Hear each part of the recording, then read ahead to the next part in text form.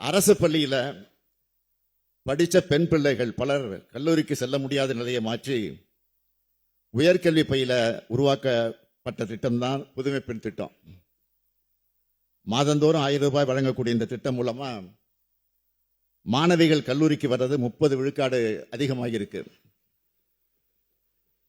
இதே போல தமிழ் புதல்வன் திட்டம் மாணவர்களுக்கும் 1000 ரூபாய் வழங்குகிறோம். மாதந்தோறும் 2,72,000 மாணவ மாணவியர் வாழ்க்கையில விடியலை ஏற்படுத்தி இருக்கிறோம். அரசு பள்ளியில படிச்சவங்களுக்கு மட்டும் இல்ல, அரசு உதவி பெறக்கூடிய பள்ளியில படிச்சவங்களுக்கும் புதுமை பெண் திட்டத்தை விரிவுபடுத்தி இருக்கிறோம். தூத்துக்குடியில் நடைபெற்ற விழாவில் ஒரு மாணவி பேசினார். என் குடும்ப வறுமை காரணமா கல்லூரிக்கு போய் படிக்க முடியுமா என்ற சந்தேகம் இருந்துச்சு. பணம் இல்லை, அதனால வேண்டாம்னு என் அம்மா சொல்லிட்டாங்க. புதுமை பெண் திட்டத்தை கேள்விப்பட்டு என் கல்லூரி செலவை நானே பார்த்துக்கிறேன்னு சொன்னதும் என் அம்மா சம்மதம் தெரிவித்தார். ஆனால் தினமும் பஸ்ல போகணுமே என்று அவர் சொன்னார். அதுக்குத்தான் விடியல் பயன் இருக்கேன்னு நான் சொன்னேன். ஆக 2 திட்டங்களையும் பயன்படுத்தி கொண்டு இன்னைக்கு நான் படிச்சுட்டு வரேன்.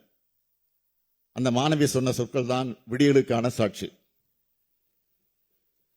அதனாலதான் தமிழ்நாடு மாணவ மாணவிகள் என்ன அப்பா அப்பான்னு வாய் நிறைய அழைக்கும் போது அளவில்லா மகிழ்ச்சி அடைகிறேன்.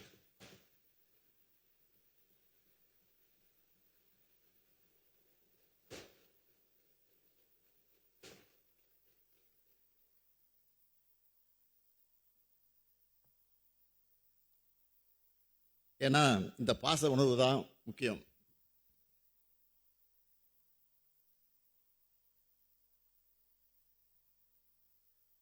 ஊட்டச்சத்தை உறுதி செய்யணும் ஒரு திட்டத்தை தொடங்கி இருக்கோம். போதிய சத்து இல்லாம பிறக்கிற குழந்தைகளுக்கு இந்த திட்டம் மூலமா தீவிர ஊட்டச்சத்து உணவு வகைகள் வழங்கப்பட்டுச்சு. அதுல தீவிர ஊட்டச்சத்து குறைபாடு உள்ளவங்களா கண்டறியப்பட்டு குழந்தைகளை 77.3 விழுக்காடு குழந்தைகள் இயல்பு நிலைக்கு திரும்பி இருக்காங்க.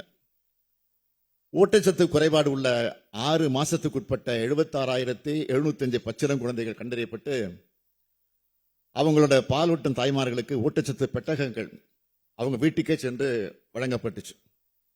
இதனால்தான் குழந்தைகள் ஆரோக்கியமா வளர்ந்திருக்கிறாங்க. அதுல பயனடைந்த தாய் சொன்னார், என் குழந்தை பிறக்கும் போது மிக மிக குறைவான எடையோடு தான் பிறந்துச்சு. என்ன செய்ய போறோம்னு நினைச்சேன். அதை வளர்க்கிற அளவுக்கு எங்கிட்ட பண வசதி இல்லை.